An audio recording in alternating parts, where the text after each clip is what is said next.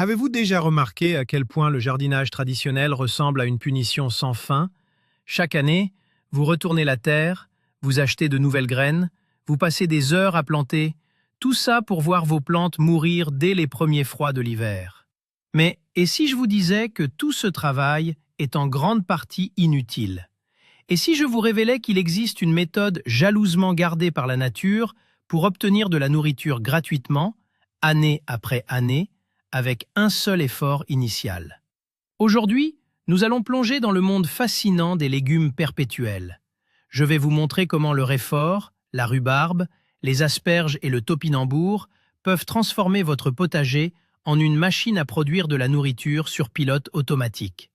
Restez bien avec moi jusqu'à la fin, car ce que vous allez découvrir va totalement bouleverser votre vision du potager. D'ailleurs, dites-moi en commentaire si vous pensez qu'un bon jardinier doit forcément transpirer tous les jours, ou si vous êtes prêt à laisser la nature faire le gros du travail à votre place. Pour bien comprendre cette révolution, il faut faire un petit voyage dans le temps. Nos arrière-grands-parents ne s'embêtaient pas avec des potagers compliqués qui demandaient une attention de tous les instants. Ils utilisaient ce que l'on appelle des légumes vivaces ou des légumes perpétuels. Ce sont des plantes rustiques, profondément ancrées dans le sol, capables de survivre aux hivers les plus rudes et de repousser toutes seules au printemps. Pendant très longtemps, ces plantes étaient la base de l'alimentation de survie dans les campagnes. Mais avec l'arrivée de l'agriculture industrielle, le système a changé. On nous a habitués à cultiver des plantes annuelles, comme les tomates ou les courgettes, qui obligent les agriculteurs et les jardiniers à racheter des semences chaque année.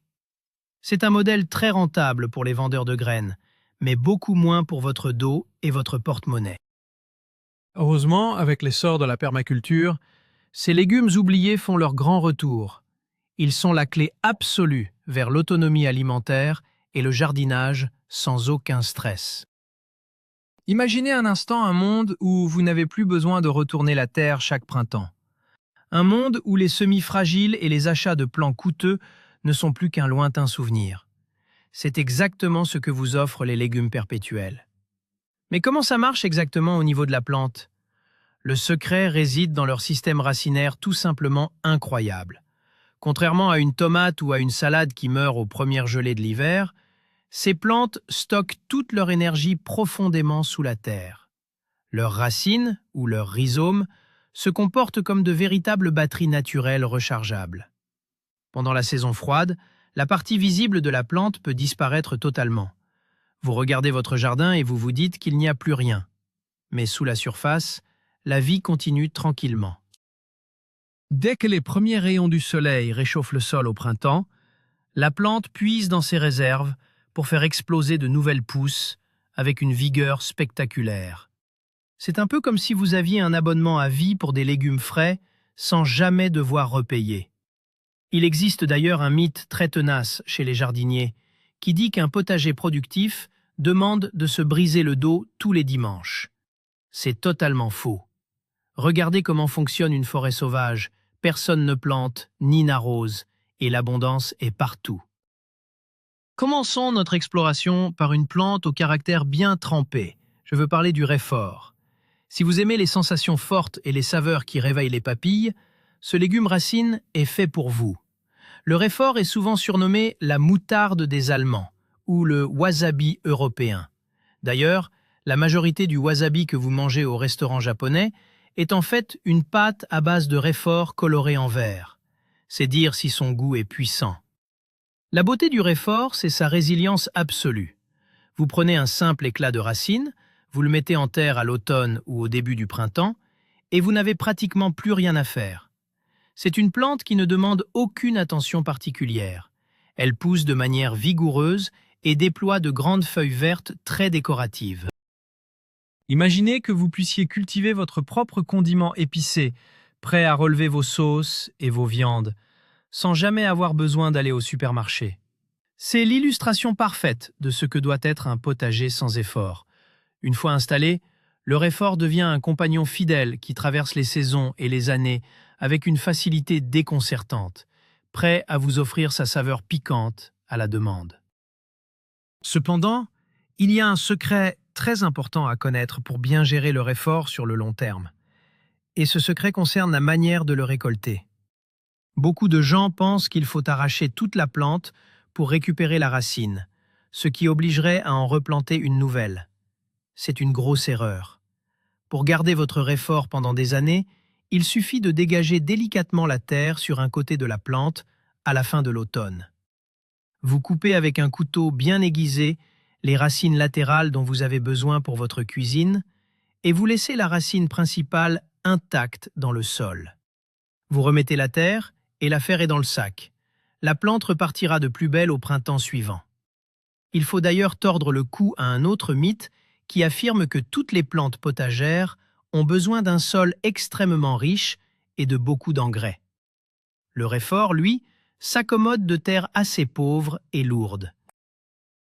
Il y a juste une petite mise en garde indispensable. Le réfort est tellement vigoureux qu'il peut devenir un peu envahissant si on le laisse faire. Le moindre petit bout de racine oublié dans la terre donnera naissance à une nouvelle plante. Il est donc très judicieux de lui réserver un coin dédié au fond du jardin, où il pourra s'étaler sans gêner vos autres cultures. Passons maintenant à une véritable star du printemps, une plante qui évoque les souvenirs d'enfance et les goûters chez nos grands-mères. Je parle bien sûr de la majestueuse rhubarbe. Techniquement, la rhubarbe est un légume, même si nous l'utilisons presque exclusivement comme un fruit dans nos tartes et nos confitures. Ce qui rend la rhubarbe si fantastique pour un jardinier paresseux, c'est son allure spectaculaire couplée à sa longévité exceptionnelle. Un seul pied de rhubarbe bien installé peut vivre et produire abondamment pendant plus de 10 ans, voire jusqu'à 20 ans dans de bonnes conditions. Avec ses immenses feuilles qui ressemblent à des parasols tropicaux et ses épaisses tiges rouges et vertes, elle apporte une touche exotique à n'importe quel potager. Mais attention, voici une illustration parfaite des paradoxes de la nature. Autant les tiges, que l'on appelle les pétioles, sont un délice acidulé. Autant les feuilles de la rhubarbe sont hautement toxiques. Elles contiennent une forte dose d'acide oxalique et ne doivent sous aucun prétexte être consommées. Par contre, ces immenses feuilles font un paillage extraordinaire pour protéger le sol de votre jardin contre la sécheresse en été. Alors comment réussir l'implantation de la rhubarbe pour qu'elle dure des décennies? Tout est une question de patience au démarrage et de choix de l'emplacement. Beaucoup de gens croient à tort que la rhubarbe pousse bien dans l'ombre dense, sous les arbres. En réalité, pour produire de belles tiges bien épaisses, elle a besoin d'une bonne exposition au soleil, ou au pire, d'une mi-ombre lumineuse. Le secret de la longévité de la rhubarbe réside dans la préparation de son lit. C'est une plante extrêmement gourmande. Avant de la planter, vous devez faire un gros trou et le remplir de compost bien décomposé ou de fumier. Vous lui offrez un festin de roi pour ses premières années. Ensuite, et c'est là que beaucoup de débutants craquent, il ne faut absolument rien récolter la première année. Je sais, c'est frustrant de voir ces belles tiges et de ne pas y toucher. Mais en laissant toutes les feuilles, vous permettez à la plante de développer un système racinaire gigantesque et robuste. Ce n'est qu'à partir de la 2e ou 3e année que vous pourrez commencer à prélever quelques tiges au printemps, en les arrachant d'un coup sec à la base au lieu de les couper, pour éviter la pourriture de la souche. Quittons le monde des tartes acidulées pour entrer dans la cour des grands, avec ce que l'on appelle souvent le roi des légumes printaniers, les asperges. Si vous avez déjà fait vos courses au supermarché en avril ou en mai, vous savez à quel point une botte de belles asperges fraîches peut coûter cher. C'est un légume de luxe. Pourtant, la culture de l'asperge est l'un des investissements les plus rentables et les moins exigeants que vous puissiez faire dans un potager sur le long terme. Pourquoi? Parce qu'une aspergeraie bien implantée peut vous fournir des récoltes généreuses chaque printemps pendant 15 à 20 ans. Imaginez un peu l'économie réalisée au fil des années. Cultiver des asperges, c'est un peu comme ouvrir un compte épargne à haut rendement. L'effort initial est conséquent, certes, mais ensuite, les dividendes tombent tout seuls de manière régulière. La magie de l'asperge se passe sous terre, avec une souche que l'on appelle la griffe. Cette griffe ressemble à une grosse araignée qui va s'enfoncer et s'étendre profondément dans le sol. C'est elle qui, dès que le sol se réchauffe, va propulser ses délicieuses lances vertes ou blanches vers la surface. Mais attention, l'asperge demande d'appliquer la règle d'or du jardinier visionnaire, savoir attendre. La mise en place d'une aspergeraie demande un peu de sueur. Il faut creuser des tranchées d'environ 20 à 30 cm de profondeur, bien ameublir le fond et y déposer les griffes sur de petits monticules de terre avant de les recouvrir délicatement. C'est un peu comme construire les fondations d'une maison solide. Ça ne se fait pas à la légère. Et ensuite, il faut résister à la tentation. Pendant les 2, voire les 3 premières années suivant la plantation, il est formellement interdit de récolter la moindre asperge. Vous devez laisser les tiges pousser, s'ouvrir en un feuillage fin et vaporeux qui ressemble à de la fougère, et emmagasiner l'énergie du soleil pour nourrir la griffe sous terre. Si vous récoltez trop tôt, vous tuez la plante. C'est là que l'on sépare les jardiniers impatients des vrais stratèges. Mais une fois cette période d'attente révolue, c'est le bonheur absolu. Chaque printemps, pendant plusieurs semaines, vous n'avez qu'à vous baisser pour récolter des asperges d'une fraîcheur incomparable, directement de la terre à votre assiette, sans n'avoir plus rien eu à planter. Enfin, terminons notre quête des légumes perpétuels avec le champion toute catégorie de la survie, le topinambour. Ce légume racine a une histoire fascinante. Pendant la Seconde Guerre mondiale, il a sauvé de la famine des milliers de personnes en Europe, car c'était l'une des rares cultures qui n'était pas réquisitionnée.